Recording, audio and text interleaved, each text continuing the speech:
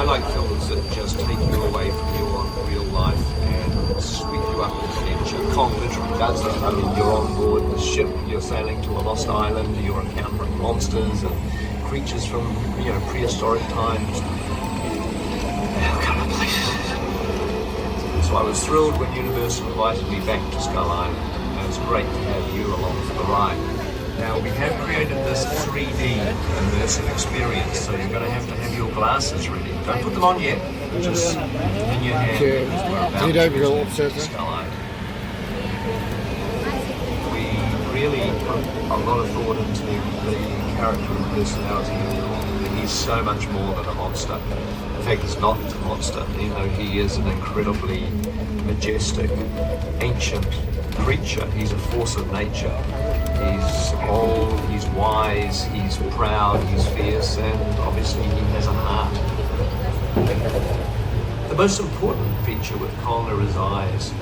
Kong's eyes are wonderfully expressive. They're full of emotion. His eyes are like a window into his personality, his heart.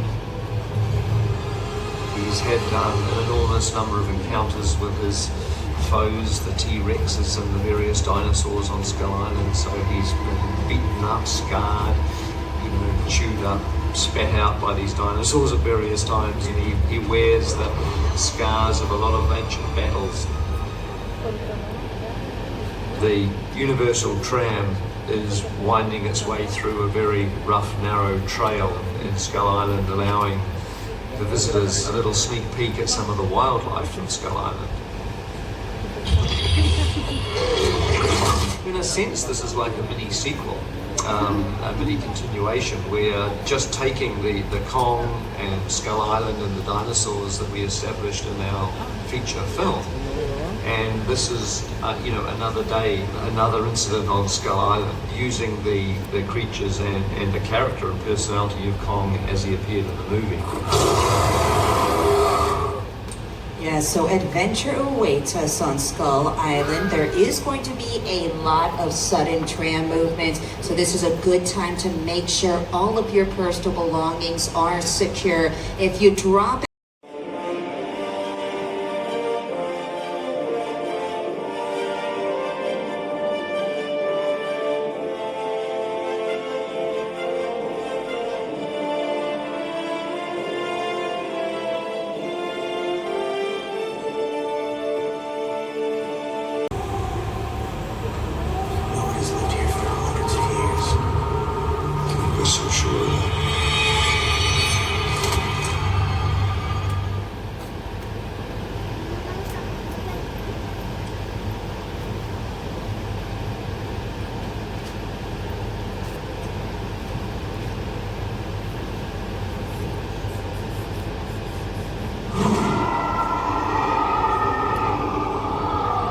Okay, glasses on everybody. We're back in Skull Island.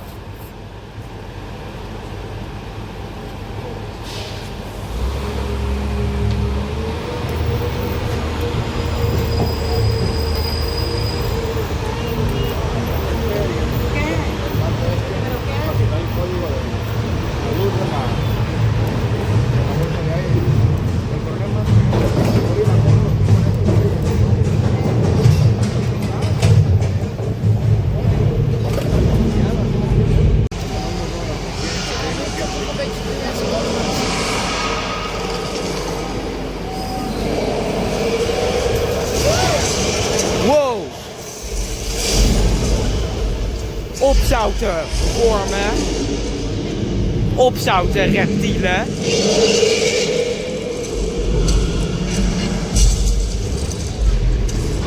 Ah.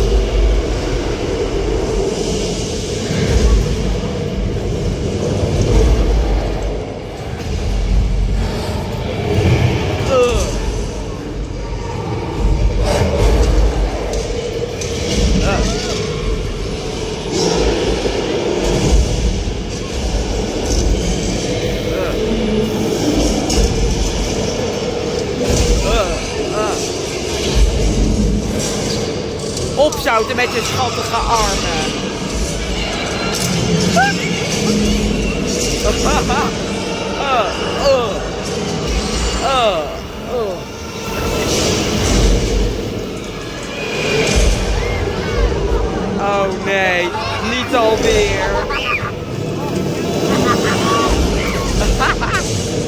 Oh.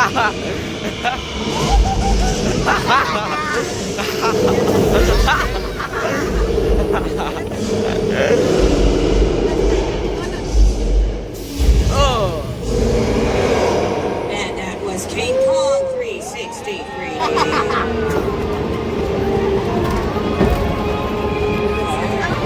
Nou, dames en heren, we survive.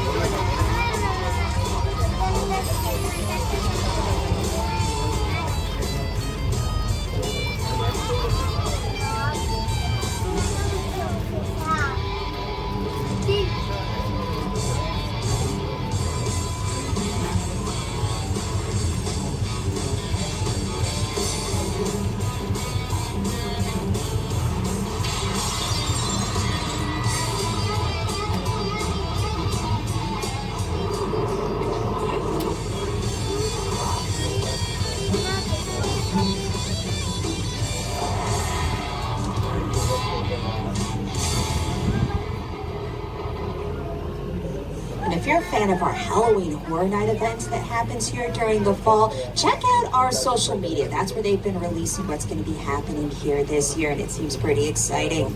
Now, folks, we're in a really interesting space. So we're right next to some of our oldest sets. So over on the right side, we've got Little Europe. That was also used for All's Quiet on the Western Front, which earned Universal its very first Academy Award for Best Picture. Then over on the left, we've got a modern-looking house, the gray house. We call it the Denver House. It's on Denver Street. That used to be a part of our Western sets when they were much larger. Now, the Denver House was actually created for a production that's no longer on the air. It was called Home and Family, aired on the Hallmark Channel, and they would do a lot of do-it-yourself crafts, demonstrate various recipes, and in the big backyard, that's where they would have musical guests like Dolly Parton.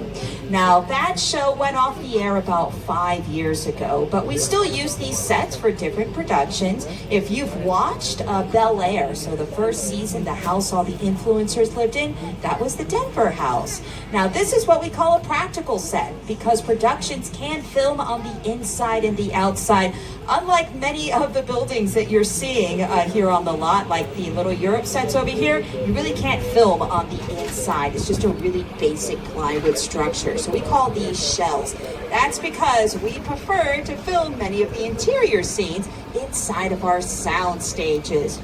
Our sound stages are about 98 to 99% soundproof. That's because the walls are about 4 times thicker than your average building wall. And this is very, very handy, especially when you've got the Burbank Airport not too far away. So if they're filming outside or in one of our practical sets, they have to stop anytime a plane or a helicopter flies over. They really don't have to worry about that when they're filming inside of a sound stage.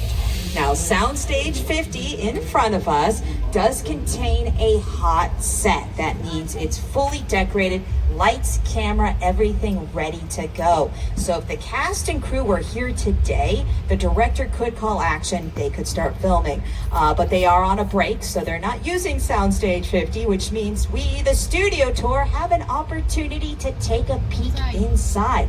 But you're gonna see why we have 2 stories inside of Soundstage 50. Now, as we are entering the soundstage, once again, remain seated and hold on. Now, this stage has been decorated to look like a subway station in San Francisco. The production was also kind enough to leave their schedule for us up on the left side of the tram, there on the chalkboard. Now, they are filming over by the ticket machines. That's where the lights are. We've got a couple of props. So that bag of cash and that crowbar, those are items the actors are going to use within their scene. We have the camera up here that's also pointed in that direction. Okay, folks, so we're going to start off with a small practical effect. This is going to be a slight tremor.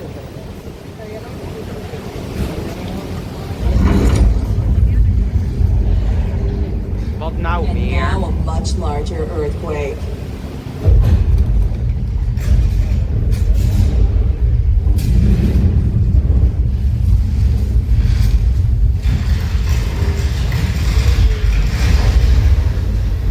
And here comes that second story.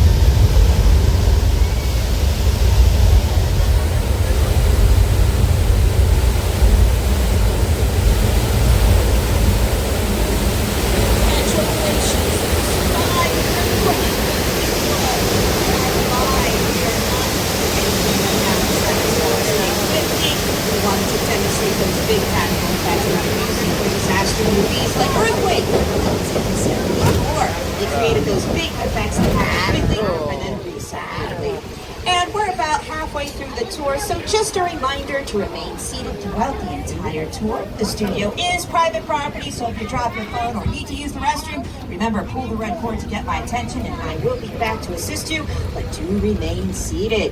And this year marks the 50th anniversary of the blockbuster film Jaws, and we are headed to Amity Island, but first, let's check in with Police Chief Martin Brody. Hi folks, Chief Brody here. You may have heard we have a shark problem, so I'm afraid the beaches are closed. Yeah, you got a real bad fish out there, Chief. I'm here to offer my services. Thanks, Mr. Quint, but we do already have a plan. You can hire me and be open this summer, or you can play it cheap. Well, we do have Officer George patrolling the waters already. Georgie, diving. Sounds like amateur hour to me. Good luck with that one, Chief. Poor Georgie, it looks like he is in the water with a shark. That's a pretty large shark. Okay, let me see if I can get a hold of him. George, buddy, you're gonna need to swim back to the boat. Okay. So George has decided to enter hand-to-hand combat with the shark, which is weird because George, sharks don't have hands. They have teeth. Very, very sharp teeth. Yeah, it looks like Georgie found that out the hard way. Well, folks, it's too late for him, but it's not too late for us, so we're gonna hide behind these highly flammable gasoline barrels. Now, there is some bait on the white barrel. Let's see, the shark took the bait along with the entire pier, and that's gasoline spraying all over the place. Ooh, fire! This is great news. Sharks hate fire, so don't worry, the shark is not going to appear anywhere near the tram.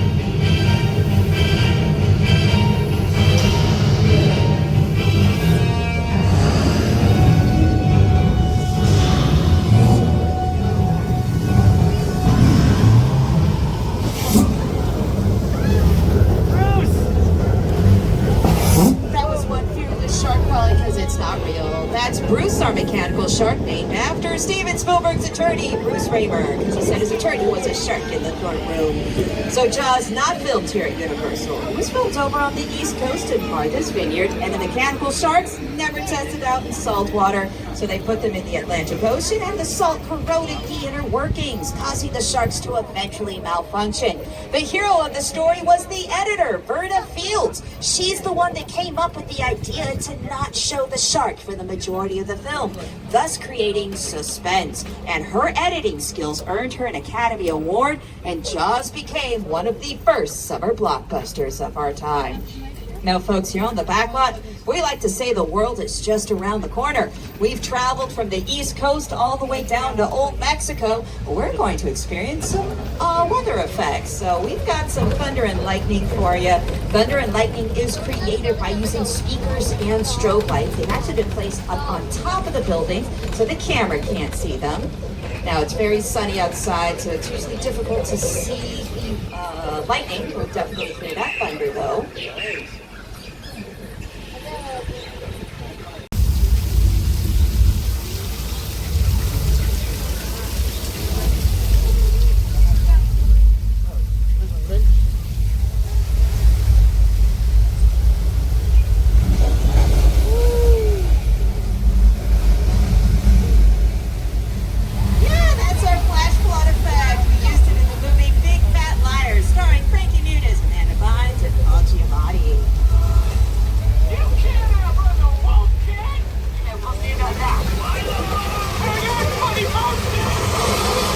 So there's Paul Giamatti and his stunt double. That Paul Walker's character drove in Too Fast, Too Furious.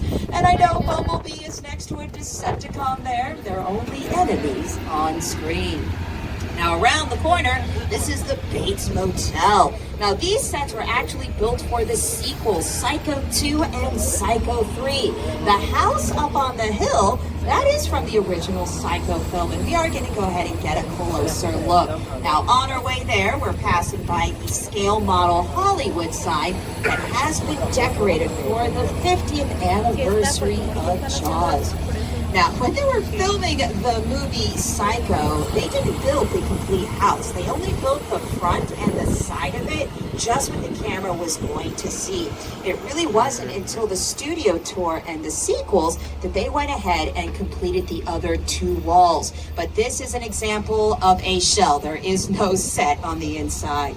And then behind it, we've got the sets from War of the Worlds, directed by Steven Spielberg and starring Tom Cruise. That is a real 747 that Paramount Pictures purchased from the plane graveyard out in the Mojave Desert and then brought it out here for this scene.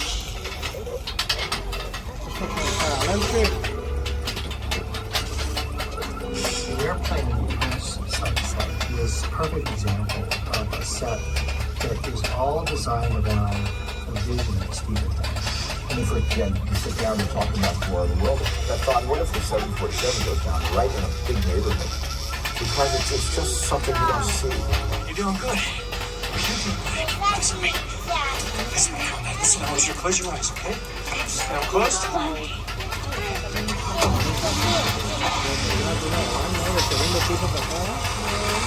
Robbie, get in. Get in.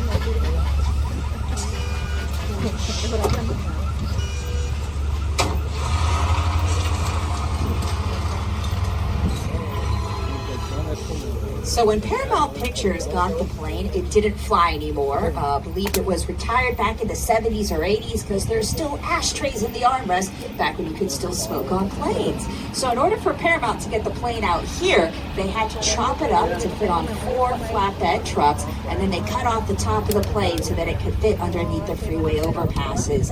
It took Paramount about a month to create those sets, and they filmed there for about 1 week, and again, all done for a scene that was probably 5 minutes of the entire film. But instead of having to clean everything back up, Paramount, Universal, and Steven Spielberg came up with the agreement to leave those sets here so they could be a part of the studio tour.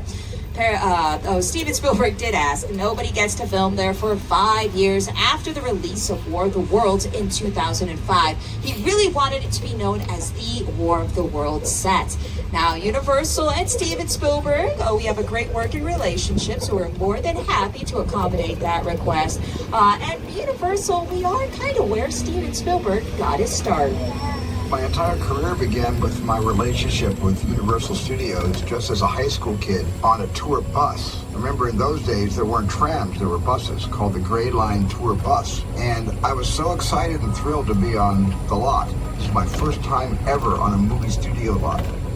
And during a bathroom break, I hid in the bathroom, and when everybody left to get back on the bus, I waited another 15 minutes until I'm sure the bus left, and then I had the entire lot to myself that day. And in those days, movie lots were so crowded.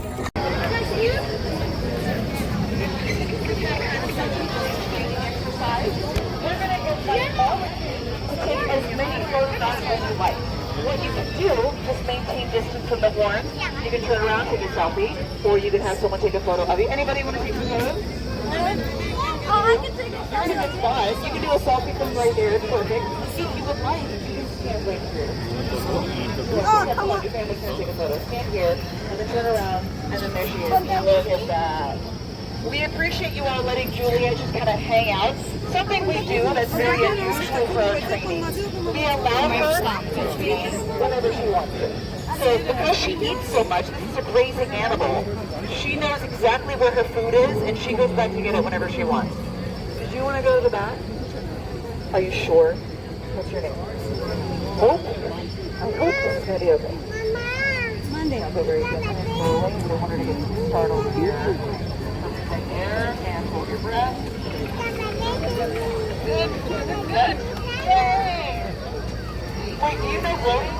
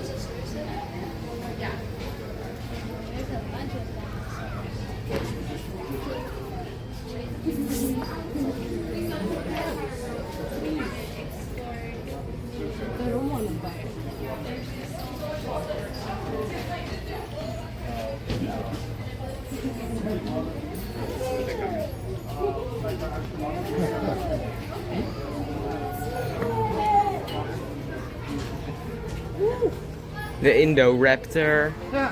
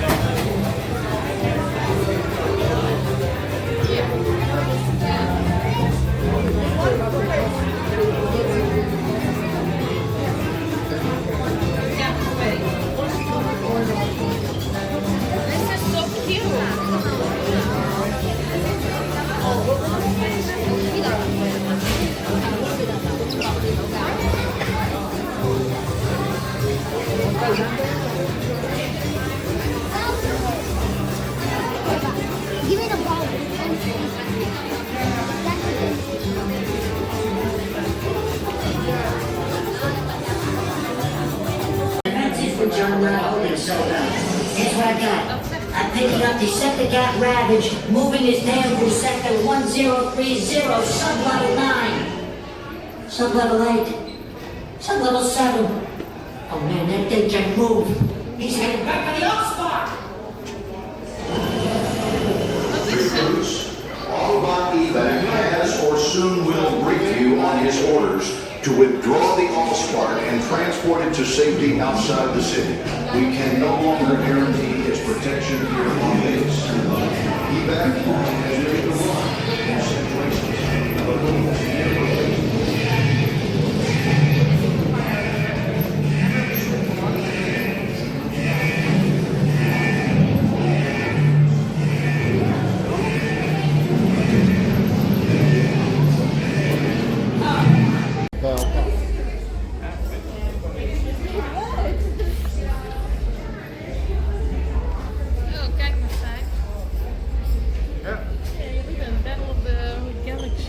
situations. Guardians. The Guardians.